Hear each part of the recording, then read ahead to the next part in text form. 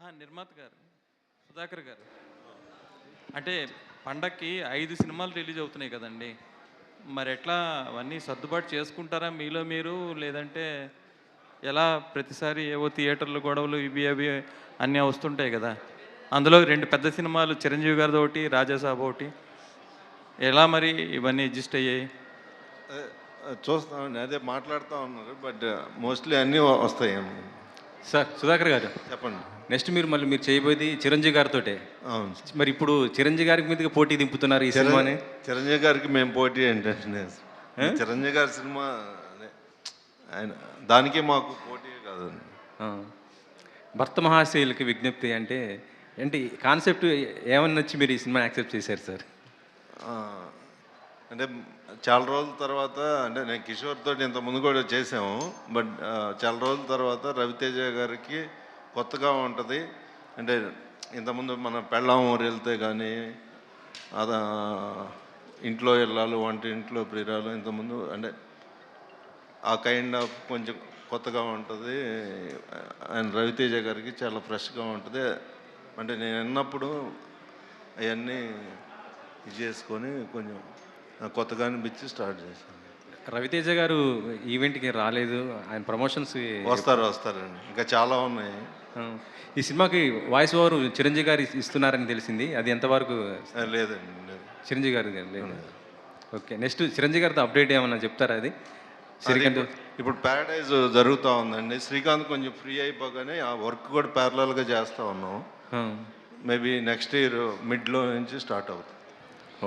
Thank you sir. Producer గారు, కిషోర్ గారు sir ఇది ఈ సినిమా ఒప్పుకునేటప్పుడే హీరో గారు సంక్రాంతికి తప్పకుండా రావాల్సిందే అనే కండిషన్ మీద స్టార్ట్ చేశారంట. అవును సార్, అలాగే.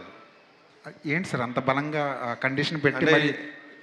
అంటే ఎనీ సంక్రాంతి కొంచెం ఎంటర్టైన్మెంట్లు అన్నీ వర్కౌట్ అవుతున్నాయి కదా, అందుకని సంక్రాంతికి వద్దాం ఈసారి అని చెప్పి హీరో గారు పారితోషికం కూడా పక్కన పెట్టి యాక్ట్ చేశారంట, నిజమేనా? అవునండి, ఆయన ఇప్పుడు దాకా ఏం తీసుకోలేదు కూడా నా దగ్గర. సార్ కిషోర్ గారు, ఆడాల్లో మీకు జోహార్లు సినిమాలో ఇంటర్వెల్ బ్యాంక్కి సెపరేట్ ఫ్యాన్ బేస్ ఉంది.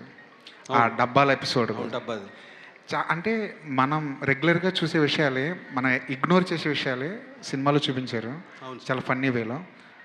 ఇలాంటి ఈ సినిమాలో అలాంటి ఏమైనా ఎక్స్పెక్ట్ చేయొచ్చా? ఉన్నాయండి, ఒక ఇంకా ఎక్కువ ఐడెంటిఫై చేసుకునేలాగా ఉన్నాయి. ఎందుకంటే అది అంటే ఎక్కువ ఇంట్లో మన పిన్నిలు, అత్తలు, మా మమ్మీ, అమ్మలు వీళ్ళు చేసేది కదా. ఎందుకంటే వాళ్ళ మీద ఆ కథ అంతా వెళ్ళింది. ఇది హస్బెండ్ వైఫ్, ఇంకో అమ్మాయి తన లైఫ్లో ఉంటే ఇట్లా ఉంది కాబట్టి ఇవి రిలేట్ అయ్యేలాగా అలాంటి ఐటమ్స్ ఉన్నాయండి. టీజర్లో ఎక్కడ ఒక యాక్షన్ ఎపిసోడ్ కానీ ఒక యాక్షన్ బ్లాక్ కానీ లేకుండా చాలా జాగ్రత్తగా కట్ చేసినట్టు ఉంది. ఎందుకంటే సంక్రాంతి సీజన్లో వస్తున్నారు కాబట్టి ఫుల్ ఫ్లెజ్డ్గా ఒక ఫ్యామిలీ ఎంటర్టైన్మెంట్ మాత్రమే ఇవ్వాలని ఫిక్స్ అయిపోయి ఆ టీజర్ కట్ చేసినట్టు అనిపించింది. లేదు, యాక్చువల్ కథలోనే ఛాన్స్ ఉంది. కథ ఏంటంటే కథే మనం మ్యాక్సిమం ఏంటంటే ఇప్పుడు నేను ప్రీవియస్ ఫిలిమ్స్ కూడా, ఇప్పుడు నేను శైలజ చూస్తే మా కూతురు పుట్టిన 10th డేకి నేను వచ్చాను, ఇండస్ట్రీకి వచ్చాను. సో మా ఇద్దరి మధ్య అసలు టైం ఉండేది కాదు నేను ఇంటికి వెళ్ళడానికి. సో అట్లా నిజంగా కథలో సత్యరాజు, కీర్తి సురేష్ క్యారెక్టర్స్ క్రియేట్ చేసి ఆ సినిమాని నా ఎక్స్పీరియన్స్ని చేశాను. అలాగే నా బెస్ట్ ఫ్రెండ్ది ఉన్నదోడు జిందగీ చేశాను. చిత్రలహరి నేను ఒక లూజర్గా ఉన్నప్పుడు నేనేమీ అలా చేశాను. ఇందులో ఒక స్పెషాలిటీ ఏంటంటే హస్బెండ్ వైఫ్ లైఫ్ అనేది అంటే పరిపూర్ణంగా అన్ని అంశాలు, అంటే అన్ని ఎమోషన్లు ఉండేది వాళ్ళిద్దరి మధ్య.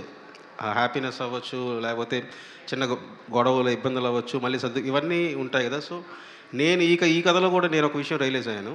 అంటే ఒక హస్బెండ్గా కొంచెం లేట్గా రియలైజ్ అయ్యాను.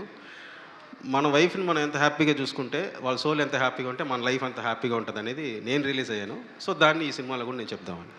మిరాయిలో మీరు ఒక సర్ప్రైజ్ ప్యాకేజీలో కనిపించారు. యాక్టింగ్ మీద మీకు ముందు నుంచి లేదు, అది కార్తిక్ బాగా క్లోజ్, నాకు ఇద్దరం కలిసి ఒక సినిమా పనిచేసాం. సో తను నా రియల్ లైఫ్లో నేను ఉండేది నన్ను చూసి మీరు చేస్తే బాగుంటుందన్న అంటే నేను అట్లా చేశాను. సార్ సుధాకర్ గారు, ఈ సంక్రాంతికి చాలా సినిమాలు వస్తున్నాయి. పెద్ద సినిమాలు రేట్లు పెంచమని అడగడానికి స్కోప్ ఉంది. చిన్న సినిమాలేమో ఎలాగ అడగవు, ఎందుకంటే పెద్ద పోటీలు ఉన్నాయి కాబట్టి అవి రాక తప్పని పరిస్థితి. మీ పాలసీ ఏంటండి ఈ సినిమా వరకు రేట్లు పెంచడానికి? లేదండి, మేము అడగట్లేదండి. రెగ్యులర్ వాట్ ఎవర్, అంటే గవర్నమెంట్ ఏ రేట్లు అయితే ఉన్నాయో దాని ప్రకారం. హైక్ మాత్రం మీరు అడగరు? లేదండి. కిషోర్ గారు, సురేష్ గారు, భర్త మహాశయులకు మీరు ఎలాంటి విజ్ఞప్తిని ఈ సినిమాలో చూపిస్తున్నారండి? అంటే అవుట్ అండ్ అవుట్ ఎంటర్టైన్మెంట్ వేలోనే చెప్దామనండి. సో ఫుల్ ఎంటర్టైన్ చేస్తూనే ఫైనల్గా మనం ఏదైతే చెప్దాం అనుకుంటున్నామో ఒక భర్తగా మనం ఎలా ఉండాలనేది ల్యాండింగ్లో చెప్దామని. సో ఫుల్ హిలేరియస్గానే ట్రీట్ చేసి లాస్ట్లో నేను చెప్పాను కదా ఇందాక నాకు ఒక రియలైజేషన్ వచ్చిందని. సో ఆ రియలైజేషన్నే నేను స్క్రీన్ మీద కన్వే చేశాను. అంటే ఇదివరకు పెళ్ళిళ్ళు వేరు, ఇప్పుడు పెళ్ళిళ్ళు వేరు. ఇప్పుడు అంత కమర్షియలిజం అయిపోయింది. తీసుకున్న మ్యారేజ్ అయిన 1 ఇయర్కే సినిమా వాళ్ళు కానీ బయట వాళ్ళు కానీ ఎవరైనా సరే డైవర్స్కి వెళ్ళటం, ఎక్కువ డైవర్స్లు అనేది ఈ మధ్యకాలంలో బాగా ఎక్కువ జరుగుతుంది. అలాంటి సంఘటనలు ఈ సినిమాలో ఏదైనా ఉంటాయా? లేదండి, ఇది నేను నా లైఫ్ ఎలాగో అట్లా నేను మన ఉంటారు కదండి, నేను చూసిన ఇది నేను నా లైఫ్ ఎక్స్పీరియన్స్నే ఉంటుంది. అంటే మోస్ట్లీ మనం ఉండే 90% హస్బెండ్ వైఫ్ ఫ్యామిలీస్ ఎలా ఉంటుంది, ఇంకో అమ్మాయితో అందరం చూసిన జీవితమే ఉంటుంది దీంట్లో. డింపుల్ ఎలా ఉన్నారు? బాగున్నానండి. రవితేజ గారితో ఆల్రెడీ మీరు ఇదివరకు ఒక సినిమా చేశారు. సో మళ్ళీ చేయటం దాని గురించి ఏం చెప్తారు? నెంబర్ 1. అట్లాగే ఈ సినిమాలో మీ భర్తేనా రవితేజ గారు?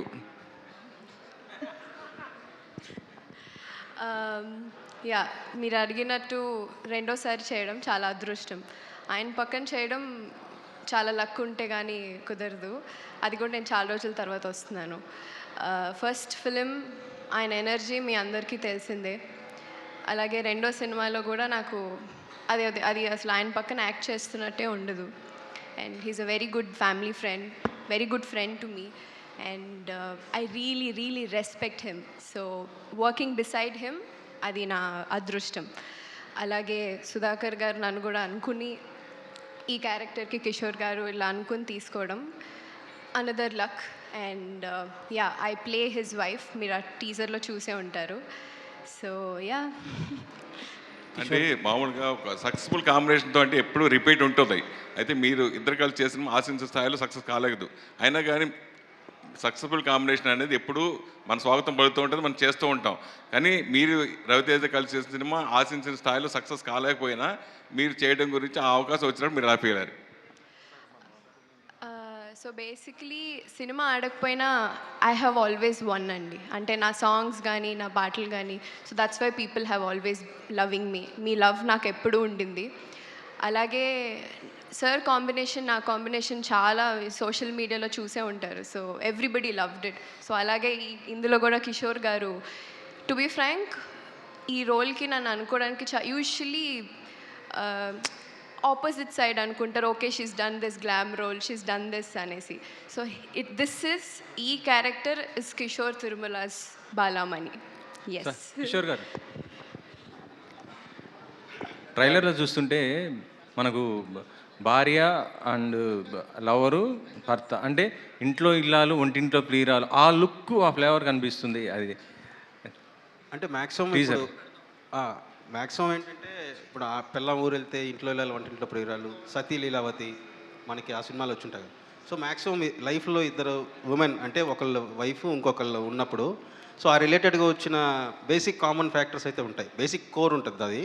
కాకపోతే మనం ట్రీట్ చేసిన విధానం కానీ క్యారెక్టరైజేషన్ అంతా కూడా మొత్తం వేరేలా ట్రీట్ చేసాం. బట్ రవితేజ ఫన్ మిస్ అవ్వకుండా. సో నేను ట్రీట్ చేస్తే అలాంటి సిచ్యువేషన్ ఎలా ఉంటుందో అలా ట్రీట్ చేశాను. రవితేజ గారు లుక్ కూడా చాలా డిఫరెంట్గా, చాలా ఎంత అంటే అంత హ్యాండ్సమ్గా ఉన్నారు. అంటే ఎందుకు కాన్సెప్ట్ తగ్గట్టుగా తీసుకున్నారు? ఆయన లుక్ చూస్తే కొన్ని మాస్ మహారాజ్ అంటే కొద్దిగా మాస్ లుక్ ఇలా ఎక్స్పెక్ట్ చేస్తారు, కానీ ఇందులో చూస్తుంటే ఫుల్ లేదు. రవి గారే ఏంటంటే సినిమా నన్ను పిలిచినప్పుడే వచ్చి నేను ఇప్పటిదాకా చేస్తున్నాను కదా, నాకు ఇదేమీ గుర్తుకు రాకుండా నేను ఫ్రెష్గా నన్ను చూసుకుంటే నాకు ఫ్రెష్గా అనిపించేలాగా చాలా కూల్గా అవుట్ అండ్ అవుట్ ఎంటర్టైన్మెంట్ చేద్దాం. ఎక్కడ ఇప్పుడు జరుగుతున్న వాటికి సంబంధించి నువ్వు ఇది కూడా నువ్వేం పెట్టద్దు. నీ కథకి ఆ క్యారెక్టర్ రామ్ సత్యనారాయణ ఎలా బిహేవ్ చేస్తాడో నువ్వు ఎలా చేస్తావు అట్లా నేను యాస్టీస్ వెళ్ళిపోతానన్నాను. కిషోర్ గారు సార్, రవితేజ గారి డైరెక్టర్స్ అందరికీ ఒక చిన్నపాటి కన్ఫ్యూజన్. ఇప్పుడు ఏంటంటే ఆయన సక్సెస్ ఫెయిల్యూర్తో పక్కన పెడితే ఆయన ఒక సీరియస్ సబ్జెక్ట్ చేస్తున్నప్పుడు రవితేజ గారు సీరియస్ కాదు, కొంచెం కామెడీ సబ్జెక్టులు చేయాలంటున్నారు. కొంచెం కామెడీ సబ్జెక్టులు సెలెక్ట్ చేసుకున్నట్టేమో ఎప్పుడు ఇవేనా ఎన్నాళ్ళు ఈ సినిమాలు అని చెప్పి అంటున్నారు. సో కొంచెం ట్రిక్కీ అయిపోతుంది రవితేజ గారికి కథ రాయాలంటే. సో ఏంటి ఆ సంఘర్షణ మీలో కూడా ఉండిందా ఫస్ట్లో? అంటే స్టార్టింగ్లో ఉండే అండి రాసేటప్పుడు. బట్ ఆయన అన్నది ఏంటంటే నీ ప్రీవియస్ ఫిలిమ్స్ అన్నీ చూశాను కదా నేను. సో అంతకుముందు ఆ హీరోస్ ప్లే చేసిన మూవీస్ ఉంటాయి కదా, నీ రైటింగ్లోకి వచ్చేటప్పటికి నీ క్యారెక్టరేషన్ ఫాలో అయితే ఒక ఫ్రెష్నెస్ వస్తుంది కదా. సో అందుకని నువ్వు ఇదేం దృష్టిలో పెట్టుకోవద్దు, కన్ఫ్యూజ్ అవ్వద్దు. అసలు నువ్వు ఎలాగైతే బిహేవ్ చేస్తావు యాజ్ ఇట్ ఈస్ నిన్ను ఫాలో అయితే నాకు కూడా కొత్తగా ఉంటుంది. సో అనే ఫుల్ ఫ్రీడమ్ ఇవ్వడంతో నేను ఎక్కడా కూడా అసలు పాస్ట్ కానీ ఇక్కడ ఏమనుకుంటారు అదేం లేదు, స్ట్రిక్ట్లీ క్యారెక్టర్నే ఫాలో అయిపోయాను. సార్ ఇంకొకటి ఏంటంటే ఈ సంక్రాంతికి ఆల్వేస్ ప్రతి సంక్రాంతికి కాంపిటీషన్ హెవీగా ఉంటుంది. ఈసారి అలాగే ఉంది. బట్ సర్ప్రైజింగ్లీ వస్తున్న 5 సినిమాలు కూడా కామెడీ సినిమాలు. అండ్ ఫామ్ విషయంలో రవితేజ గారు ఇప్పుడు కొంచెం ఇబ్బంది పడుతున్నారు, మీరు కూడా కొద్దిగా ఇబ్బందిగానే ఉన్నారు. ఏంటి ఈ కాంపిటీషన్ని తట్టుకుని నిలబడగలరా? అంటే మామూలుగా నాకు అంటే నేను బేసిక్గా ఈ సినిమా వర్క్ మొన్న కూడా మాట్లాడుతున్నప్పుడు నేను డైరెక్టర్గా నాకేంటనో లేకపోతే యాక్ట్ చేసిన వాళ్ళకు టెక్నీషియన్స్ గురించి కంటే కూడా నాకు ఎక్కువ ఇంపార్టెంట్. సో ఈ చేసిన ప్రతి ప్రొడ్యూసర్ కూడా ప్రతి సినిమా వాళ్ళు పెట్టిన డబ్బుల కంటే కొంత ఎక్కువ రావాలి, అందరూ హ్యాపీగా ఉండాలి. సో సినిమా ప్రొడ్యూసర్ గురించి నేను ఎక్కువ ఆలోచిస్తాను. సో మేము ఆ కాంపిటీషన్లో వచ్చినా సరే మేము మా అంటే ఎంత ఎంటర్టైన్ చేయగలమో అదంతా అయితే కేర్ తీసుకున్నాం. సుధాకర్ గారు సార్ సంక్రాంతి 5 సినిమాల్లో రాజాసాబ్ లాంటి పెద్ద సినిమా ఉంది, నారీ నారీ నడుమురారి లాంటి చిన్న సినిమా ఉంది, అన్నీ ఉన్నాయి. బట్ ఏంటంటే ఈవెన్ రాజాసాబ్ కంటే కూడా ఫస్ట్ ఓటీటీ క్లోజ్ చేసింది మీరే. అవును సార్. అంటే ఇప్పుడు ఈవేళ రేపు మార్కెట్ ఎలాగో తెలుస్తుంది, అందరికీ తెలిసింది చాలా ఎంత క్రిటికల్గా ఉందో. అది ఎలా పాసిబుల్ అయ్యింది? మేము మొత్తం అంటే మేము ఎవరైతే ఇప్పుడు మేము జీకి ఇచ్చామండి, జీ వాళ్ళకి 3 times నెరేషన్ విన్నారు వాళ్ళు. అంటే అందరు ఇని నెరేషన్ వాళ్ళందరికీ బాగా నచ్చి ఎంటర్టైన్మెంట్ సినిమా ఇది పక్కా పండక్కి వర్కౌట్ అయింది అని చెప్పి ధైర్యంతోనే తీసుకున్నారు వాళ్ళు. అందరూ 5 months బ్యాక్ సినిమా స్టార్ట్ అయినప్పుడే ఇచ్చేసేవాళ్ళు. ఇక్కడ నుంచి సినిమా స్టార్టింగ్ ముందే స్క్రిప్ట్ స్టేజ్ నుంచే ఓటీటీలకు చెప్పాల్సిన పరిస్థితి అండి ఇక్కడ నుంచి? అలా లేదండి, బట్ అంటే చెప్పాల్సి వచ్చింది ఈ సినిమాకి. అంటే చెప్తే వాళ్ళకి కూడా మనం ఎలా వెళ్తున్నాం అనేసి అందుకని నేను నెరేట్ చేశాను సినిమా కథ మొత్తం. వాళ్ళు ఆల్ ది బెస్ట్.